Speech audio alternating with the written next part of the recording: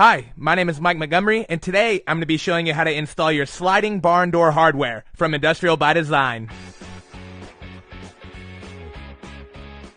This video is to show you my experience behind hanging my door and hopefully help you learn something along the way. Don't forget this video is supplementary to any written instructions included with your hardware, as well as any more information on the Industrial by Design website. And don't forget to wear safety glasses, as well as to get any help if you're lifting anything that's too heavy. And with that, let's get started.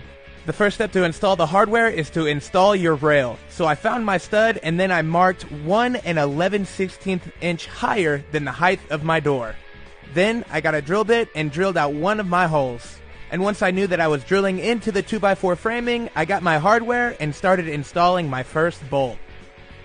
Now the pre-drilled holes on the rails make it really easy to install, because once you get one in, you should be lined up with the rest of your studs, because they're typically spaced 16 inches on center, the same as on the rail. If your studs aren't spaced 16 inches apart, or if you need your bar lined up off of the studs, you can always use a header board to make it line up wherever you want. And now that my rail was level, I could go ahead and pre-drill and install all the rest of my bolts. And once they're in, it should be really sturdy. Next, I need to install the strap and casters on my door, and this is made really easy with a speed square and a spacer block that I cut to 1 13/16, the exact measurement that the bottom of the caster needs to be away from the top of the door. And once I had everything clamped down, it was as simple as drilling holes and then feeding the bolts through.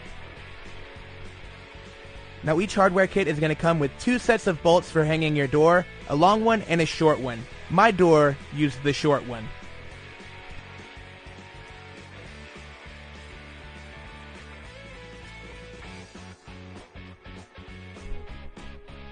And of course, if you don't have a table saw or a way to make that spacer, you can always just use a tape measure. This is just an easy way to make everything consistent.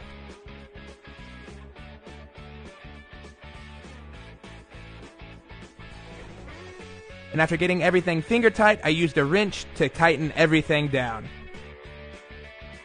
And with my casters on the door, I could go ahead and hang it. It was a real relief knowing that I measured and set everything right. And now I could go ahead and get my 2 door stops and install them. Now I did need to take off the bolts off of each end so that I could get the door stop through. You may or you may not have to do this. Either way, it's a really simple task. Once you have the door lined up where you want it to stop, go ahead and tighten down the 2 Allen keys at the top of the door stop.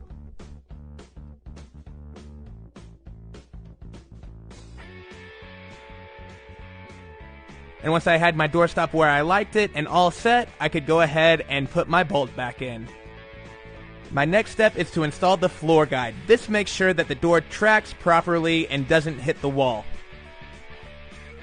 I had to drill through concrete, so this is a 1/4 inch masonry bit.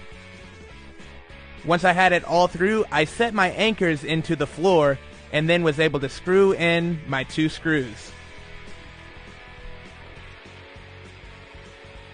Now this piece rides inside of a groove on the bottom of the door, and I was able to make mine using what's called a trim router with an edge guide.